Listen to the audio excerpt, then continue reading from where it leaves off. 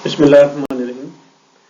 आज हम एक नई सीरीज शुरू कर रहे हैं। ऑटोमोटिव इंजन परफॉर्मेंस सीरीज है ये, और इसमें तकरीबन 4 कोर्सेज हम प्लान कर रहे हैं। और उन्हीं 4 कोर्स में से जो कोर्स नंबर 3 है, नेक्स्ट स्लाइड पे हम देखते हैं कि क्या क्या कोर्सेज हैं। वो इंजन ऑक्सिलरी सिस्टम्स के बारे में है। और इस कोर्स का पहला लेक्चर हम आज करने जा रहे हैं, जो कि पॉजिटिव क्रैंक वेंटिलेशन सिस्टम पे है। जो ये सीरीज है उसमें ये 4 कोर्सेज हैं। पहला ऑटोमोटिव इंटरनल कंबस्शन इंजन के बारे में, जहाँ पे हम इंजन कंस्ट्रक्शन और वर्किंग प्रिंसिपल जो एक इंटरनल कंबस्शन का है उसके बारे में ब्रॉडली बात करेंगे। और फिर कोर्स 2 बहुत एलेबोरेटिव है, जिसमें इलेक्ट्रोमैकेनिकल सिस्टम जो इंजन के हैं उनके ऊपर बात करेंगे, जो primarily main system, lubrication, cooling, intake, air intake, fuel delivery, ignition, starting और ऑल्टरनेटर सिस्टम पे मुश्तमिल है। फिर कोर्स 3 जो कि जिसका पहला लेक्चर आज हमने प्लान किया हुआ है, वो है इंजन ऑक्सिलरी सिस्टम, जिसमें पीसीबी सिस्टम जो अभी हम बात करेंगे, फिर ईवैप सिस्टम, ईजीआर सिस्टम और वीबीटीआई या डुअल वीबीटीआई या आईवी टेक जो टेक्नोलॉजीज हैं उनके बारे में भी हम बात करेंगे। और कोर्स नंबर 4 में ऑटोमोटिव इंस्ट्रूमेंटेशन है। इसमें प्राइमरीली हमने प्लान किया हुआ है कि जो ऑटोमोटिव सेंसर्स टेक्नोलॉजीज हैं उनके बेसिक कॉन्सेप्ट पे बात करेंगे कि सेंसर्स के वर्किंग प्रिंसिपल्स होते क्या हैं और कौन सी टेक्नोलॉजीज ऑटोमोटिव इंजन के लिए इस्तेमाल की जा रही हैं सेंसिंग के अंदर, जिसमें वेरिएबल रेजिस्टेंस है, इंडक्टेंस है, रिलक्टेंस, हॉल इफेक्ट, कैपेसिटिव और पीजो इलेक्ट्रिक सेंसिंग टेक्नोलॉजीज हैं। उसके अलावा हम एक्चुएटर टेक्नोलॉजीज के ऊपर जो उसके बेसिक कॉन्सेप्ट्स हैं, भले एक्चुएटर्स इलेक्ट्रिकल हैं या मैकेनिकल, उनके ऊपर बात करेंगे। और कोर्स नंबर 5 हम प्लान कर रहे हैं वर्कशॉप प्रैक्टिसेस के ऊपर और इंट्रोडक्शन टू बेसिक टूल्स, जो कि एक ऑटोमोटिव टेक्नीशियन के लिए बहुत हेल्पफुल होगा इंशाल्लाह। चलिए हम आते हैं कोर्स 3। जिस तरह से मैंने पहले लास्ट स्लाइड पे बता दिया था, इसमें 4 लेक्चर्स होंगे। जो पहला लेक्चर है वो पॉजिटिव क्रैंक वेंटिलेशन सिस्टम के ऊपर है, और इस लेक्चर के दौरान हम बात करेंगे पर्पस एंड फंक्शनिंग, और उसमें पीसीबी सिस्टम की फंक्शनिंग क्या है, कॉन्सेप्ट ब्लो बाय का क्या कॉन्सेप्ट है, और इस पीसीबी सिस्टम से इमर्शन कंट्रोल क्या कॉन्सेप्ट बनता है। फिर कंपोनेंट्स जो इस सिस्टम के अंदर हैं उनमें कंस्ट्रक्शन और उनकी वर्किंग के ऊपर बात करेंगे। इसके 3 ही हैं, पीसीबी वेल्व है, सक्शन होज है और फिल्टर्ड एयर या ब्रीदर होज, या इसको ब्रीदर पाइप भी कहते हैं। लोकेशन ऑफ कंपोनेंट्स, कंपोनेंट की लोकेशन कहाँ पे है, और कौन से पार्ट्स एक खराब पीसीबी सिस्टम की वजह से गाड़ी के अंदर आ सकते हैं, उन पे बात करेंगे। फिर उन पार्ट्स के डायग्नोसिस किस तरीके से, किस तरीके से हमने डायग्नोस करना है कि कौन से पार्ट्स आए हैं। फिर लास्ट पे हम बात करेंगे कि ये पीसीबी सिस्टम को टेस्ट कैसे किया जा सकता है, सर्विसिंग कैसे की जा सकती है, और शेड्यूल रिप्लेसमेंट्स क्या हैं इसकी। चलें अब हम बात करते हैं फंक्शन ऑफ पीसीबी सिस्टम की। ये जो भी आपके सामने एक फिगर आ रही है, ये बेसिकली साइड व्यू है एक वी शेप इंजन का, जिसमें रिंग पिस्टन, जो पिस्टन और पिस्टन सिलेंडर इस साइड पे भी होता है और इस साइड पे भी होता है। और ये कार्बोरेटर टाइप का इंजन है, जिसमें अगर आप देखेंगे ऊपर कार्बोरेटर का एयर फिल्टर अवेलेबल है, और एयर फिल्टर से नीचे एयर अपनी जो इनटेक है उसके थ्रू इंजन के अंदर आती है, सिलेंडर के अंदर और कंबस्शन चैम्बर के अंदर, वहाँ पे बर्न होती है। जब भी एयर कंबस्शन होती है कंबस्शन सिलेंडर के अंदर, तो जो पिस्टन के ऊपर रिंग्स हैं वो डिज़ाइन किए जाते हैं कि उन्होंने जो क्रैंक केस है, ये क्रैंक केस है या ऑयल पैन जिसको कह रहे हैं, जो ऑयल सिस्टम है उससे ऑयल पिक होके कंबस्शन चैम्बर के अंदर या सिलेंडर के अंदर ना जाए। लाइकवाइज जब ये पिस्टन स्ट्रोक कर रहा होता है, पावर स्ट्रोक, जब ये अपना कंप्रेशन का स्ट्रोक कर रहा होता है, उस कंप्रेशन से कोई गैसेस लीक होके इस पिस्टन की साइड वॉल के थ्रू बाहर अंदर क्रैंक केस के अंदर ना जाए। डिजाइन तो इस तरह का होता है, बट ये ह्यूमनली डिजाइन है, और आइडियली तो हम यही कहते हैं कि इस तरह से होना चाहिए, बट ये आइडियली पॉसिबल नहीं होता। कुछ ना कुछ, जब भी पिस्टन कंप्रेस करने के लिए जो एयर फ्यूल मिक्सचर आता है सिलेंडर के अंदर को कंप्रेस करने के लिए आगे की तरफ मूव करता है, आगे की तरफ जब वो मूव करेगा तो वो कंप्रेस करेगा तो कंप्रेशन की वजह से प्रेशर बिल्डअप होगा सिलेंडर के अंदर। वो प्रेशर कहीं ना कुछ प्रेशर वो लीक होगा इन रिंग्स जो पिस्टन के ऊपर लगे हुए हैं, इन रिंग्स की वजह से। तो जब ये वो करेगा, लीक हो जाएगा, तो वो इस क्रैंक केस के अंदर या ऑयल पाइन के अंदर या ऑयल सिस्टम के अंदर जमा होना शुरू हो जाएगा। लाइकवाइज जब आपका जो प्रेशर, जब आपका पावर स्ट्रोक होगा, जब कंबस्टन हो जाएगी और पावर स्ट्रोक इस पिस्टन को नीचे की तरफ धकेलेगा, तो उस वक्त भी जो हॉट गैसेस हैं वो कुछ ना कुछ एस्केप करेंगी रिंग पिस्टन की साइड वॉल से, और वो इस क्रैंक केस के अंदर अवेलेबल हो जाएंगी। अब जब ये गैसेस अवेलेबल हैं, तो इन्होंने, तो ये गैसेस इस पूरे क्रैंक केस के अंदर, जो क्रैंक केस यहाँ से लेके कंप्लीट इस पूरी बॉडी को, इंजन की, इसको क्रैंक केस कहते हैं, जो यहाँ से जहाँ पे क्रैंक शाफ्ट होती है वो पैन, ऑयल पैन हो गया, क्रैंक शाफ्ट होगी, और ऑयल जहाँ जहाँ से गुजर रहा होता है, और ऊपर टॉप लेवल तक। तो ये गैसेस यहाँ पे एक्युमुलेट होती हैं, ये नॉर्मल है और होनी चाहिए। अब इनको कहीं ना कहीं पे वेंटिलेशन की रिक्वायरमेंट है,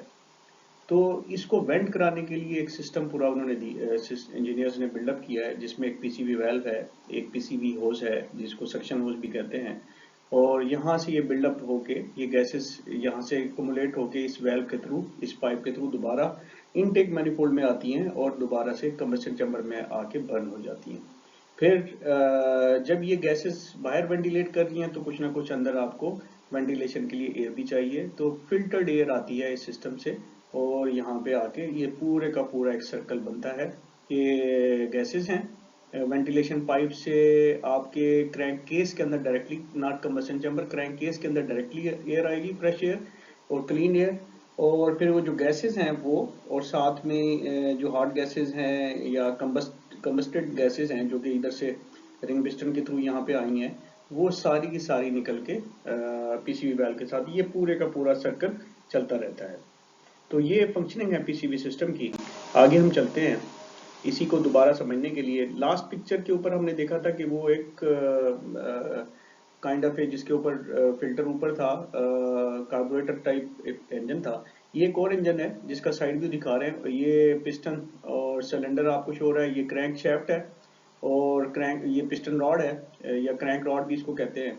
और ये हेड है। और इसमें हो ये रहा है कि आपकी फिल्टर्ड एयर इधर से एयर फ्यूल मिक्सचर के साथ यहाँ पे आके इनटेक मैनिफोल्ड में से होते हुए ये सारी ये एयर जो फ्रेश एयर है, ये एयर फ्यूल मिक्सचर वाला जो मिक्सचर है, ये आके कंबशन चैम्बर के अंदर आता है और यहाँ पे आके फिर बर्न होता है। और इसी तरह से मैंने जैसे लास्ट पिक्चर में कहा था कि जो हॉट गैसेस हैं या कंप्रेशन की गैसेस हैं या कंबस्टन की जो गैसेस जो एस्केप कर जाती है रिंग पिस्टन से, वो इस क्रैंक केस में अवेलेबल हो जाती हैं, और फिर ये क्रैंक केस से होती हुई पीसीबी वाल्व जो कि यहाँ पे सिस्टम के अंदर इन्होंने अवेलेबल यहाँ पे किया हुआ है पीसीबी वाल्व, इस पीसीबी वाल्व के थ्रू ये सक होंगी दोबारा इनटेक मैनिफोल्ड के अंदर, और एयर फ्यूल मिक्सचर के साथ मिक्स होके ये दोबारा कंबस्टन चैम्बर के अंदर चली जाएंगी और बर्न हो जाएंगी। अब जब ये बर्न हो रही हैं तो आपको फिल्टर्ड एयर जो कि यहाँ से आ रही है फिल्टर्ड एयर, तो ये फिल्टर एयर के लिए एक होज या पाइप दी गई है जो आके आप जनरली जो आपके इंजन का हेड होता है, हेड कवर होता है ऊपर, टॉप जो है जेन कवर के, जिसको जेन,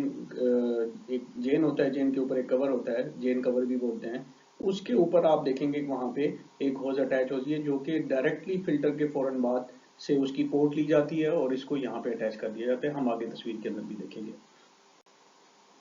नेक्स्ट स्लाइड पे चलते हैं। हम बात करेंगे कि ये गैसेस जो हम बात कर रहे थे वो आती कहते हैं, जो क्रैंक केस के अंदर जो गैसेस की हम बात कर रहे थे कि जी पिस्टन, रिंग पिस्टन के थ्रू यहाँ पे आ जाती हैं कंप्रेशन के वक्त, और जब कंबस्टन होती है तो पावर स्ट्रोक नीचे कंबस्टन हो गए, एक स्ट्रॉन्ग पावर स्ट्रोक बनता है और पिस्टन को नीचे धकेलता है। इस कंडीशन में जब कंप्रेस कर रही है तो बेसिकली क्रैंक शाफ्ट पिस्टन को ऊपर की तरफ मूव कर रही है और इंजन का जोर लग रहा है, और इस सूरत में ये पावर स्ट्रोक है जहां पे बर्निंग होगी, और बर्निंग जो है ना उससे पावर प्रोड्यूस होगी और वो पिस्टन को नीचे धकेलेगी और आपकी क्रैंक शाफ्ट रोटेट करेगी। तो ये जो कंबस्टेड गैसेस हैं वो एस्केप करती हैं साइड वाल्व से, और इस स्ट्रोक के दौरान जो कि कंप्रेशन स्ट्रोक है उसमें जो कंप्रेस्ड हो रही होती है वहां पे प्रेशर बिल्डअप होता है, वो एयर जो हॉट एयर है वो एस्केप करके आपके क्रैंक केस के अंदर आती है। अब ये एक नॉर्मल एक इंजन का साइड व्यू है, उसी तरह से क्रैंक शाफ्ट मूव कर रही है और एक पिस्टन ऊपर और नीचे, यहाँ से इनटेक एंटर हो रही है। ये कार्बोरेटर टाइप इंजन का साइड व्यू है, यहाँ पे फ्यूल वेंचरी है और ये एयर फिल्टर जो हमने वहां पे शो किया था ये वो है। यहाँ से एयर फ्यूल मिक्सचर मिक्स होके इनटेक जो वेल्व है, आप यहाँ पे जरा आप मॉनिटर करेंगे तो ये कैम शाफ्ट है इनटेक की और ये एग्जॉस्ट की कैम शाफ्ट है और यहाँ पे एयर फ्यूल मिक्सचर अंदर आ जाता है और पीसीवी वेल्व यहाँ से अपना एक पोर्ट ली जाती है पीसी वेल्व के थ्रू और ये पाइप कनेक्टेड होती है यहाँ पे इनटेक मैनिफोल्ड के साथ और जितनी वो हॉट गैसेस या कंबस्टेड गैसेस होती हैं वो अगेन इसके साथ मिक्स होकर दोबारा कंबस्टेड चैम्बर में आती है। तो रिंग पिस्टन सिस्टम जो है ना वो कोई भी आइडियल नहीं होता। प्रैक्टिकली कोई भी रिंग पिस्टन है, हेल्दी से हेल्दी रिंग पिस्टन है जिसमें कोई गिसावट नहीं आई हुई, वो डिटीरिएट नहीं हुआ, वो हमेशा अलाउ करेगा कुछ ना कुछ अमाउंट की जो गैसेस की हैं उनको क्रैंक केस के अंदर। इन गैसेस को क्या कहते हैं, हम ब्लो बाय गैसेस कहते हैं और blow by gases natural phenomena है,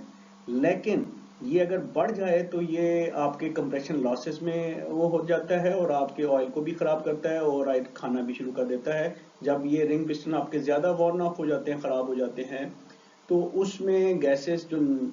नॉर्मल आनी चाहिए निकलनी चाहिए उससे बहुत ज्यादा हो जाती हैं, तो उसको हम ब्लो बाय का फिनोमेना कहते हैं उस केस को जहां पे प्रॉब्लम हो। हाउएवर ब्लो बाय एक नॉर्मल फिनोमेना है। इसी में ही अगर आप अपना ऑयल कैप रिमूव करेंगे गाड़ी इंजन रन करते हुए, जब इंजन चल रहा होता है तो आप देखेंगे कि तो वहां पे आपको एक हवा की फफड़ की आवाज भी जरूर आएगी। तो उसका मेन वजह ही होती है कि एक वेंटिलेशन सिस्टम काम कर रहा है।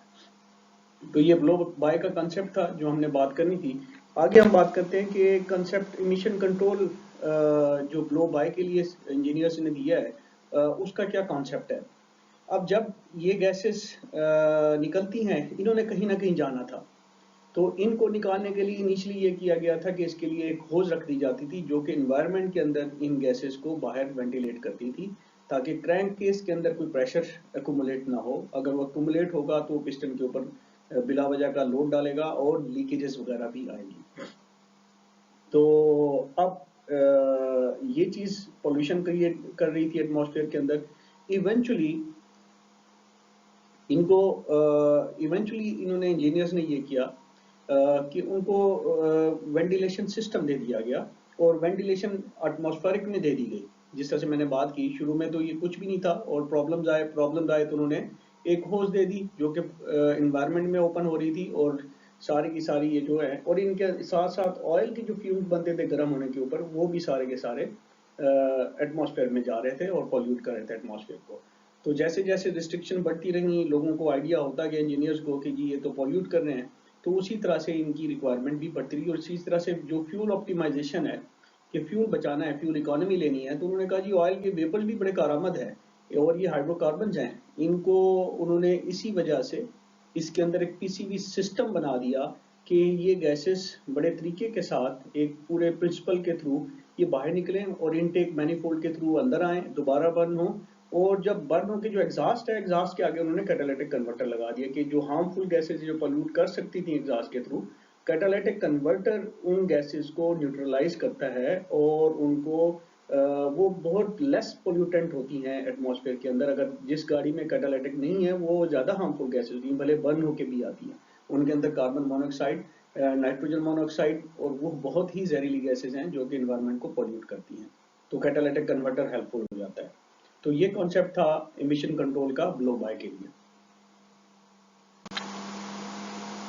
फिर हम आ जाते हैं कि कंस्ट्रक्शन और वर्किंग प्रिंसिपल क्या है। उससे पहले मैं जस्ट तस्वीरें दिखाना चाहता हूँ। ये पीसीबी वेल्व है, इसकी एक साइड थोड़ी सी मोटी है, एक साइड चिपटी है। ये जो मोटी साइड